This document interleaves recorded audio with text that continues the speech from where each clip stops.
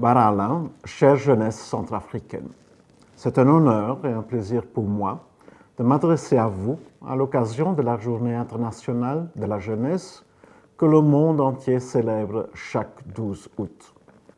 À travers le programme conjoint Jeunes et le projet Izengo, nous nous engageons pour les activités portant sur la promotion de la paix, la cohésion sociale, les droits de l'homme, la réinsertion économique et du développement, ainsi que sur la santé sexuelle de reproduction des jeunes, la lutte contre les violences basées sur le genre et la lutte contre le VIH-Sida dans le pays.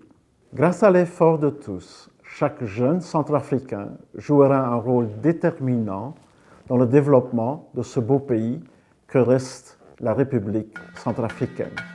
Singula Mingi et bonne fête des jeunes.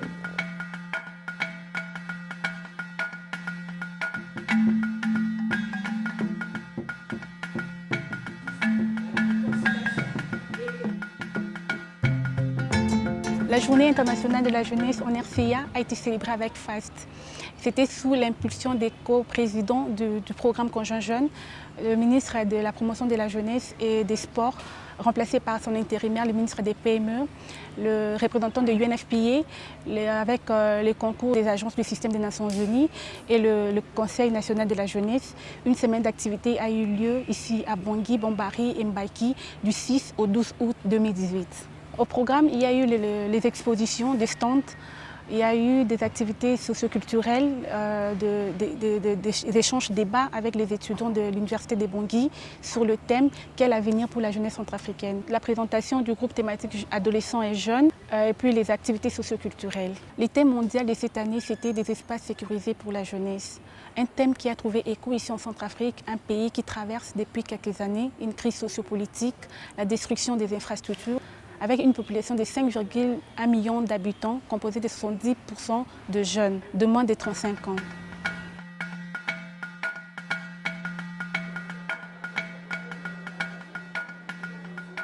Pour moi, c'est une très bonne initiative, parce que je pense que la jeunesse est le fer de lance de la République centrafricaine après tous ces événements.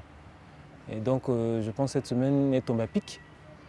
Et j'ai été vraiment très ravi d'être convié à cette semaine de la jeunesse. Je dirais que ma contribution est plutôt une présentation d'une plateforme qu'on avait mis en place. Parce que pour la première fois en République centrafricaine, on a mis en place le premier incubateur numérique. Et ça a été pour nous une belle occasion de pouvoir présenter ce nouveau bijou, si je puis dire.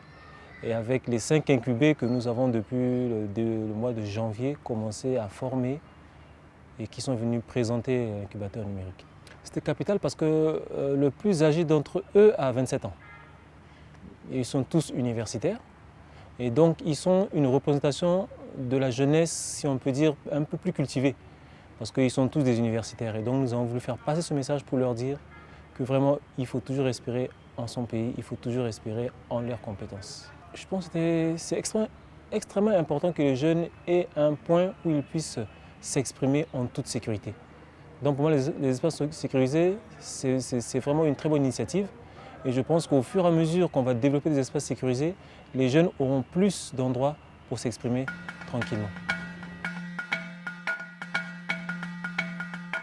Avec l'appui de l'UNFPA, organisé aussi des émissions radio-télévisées et donc nous avons beaucoup parlé, sensibilisé sur le rôle et l'importance de ces espaces sécurisés. Et d'ailleurs, je me réjouis parce que pendant l'émission à la radio, où nous avons aussi dénoncé, au-delà de créer des espaces sécurisés où les jeunes peuvent prendre la parole pour exprimer librement ses besoins et aspirations, mais aussi participer aussi au débat, en fait, aux prises de décision qui la concernent. Comment est-ce qu'eux, en tant que jeunes, ils peuvent aussi contribuer non seulement pour leur propre épanouissement, mais au développement de leur communauté et de leur pays. C'est aussi qu'on puisse donner la place aux jeunes autour de la table de négociation. Parce qu'aujourd'hui, la 2250 le dit bien, ce n'est pas non seulement qu'on puisse faire participer les jeunes, c'est également leur donner la parole dans des prises de décision.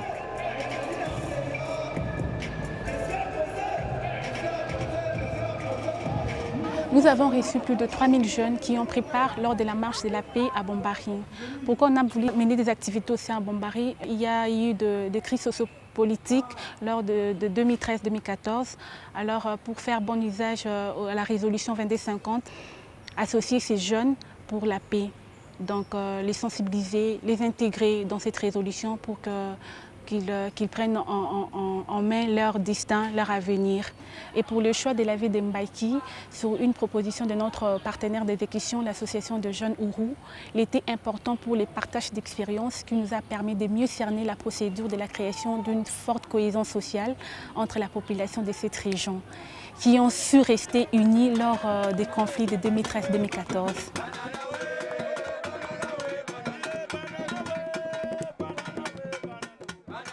Alors pour ce qui est des perspectives, nous sommes en train de faire un plaidoyer auprès des partenaires afin de mobiliser des ressources pour la mise en œuvre du programme Conjoint Jeune. Ce programme conjoint des Nations Unies a été adopté par les gouvernements le 20 février 2017 qui permet au gouvernement d'assurer la prise en compte des besoins des jeunes dans les RCPCA de façon holistique. À Maseka, à Zingo, c'est-à-dire nous les jeunes, on s'est déjà réveillés, on est debout.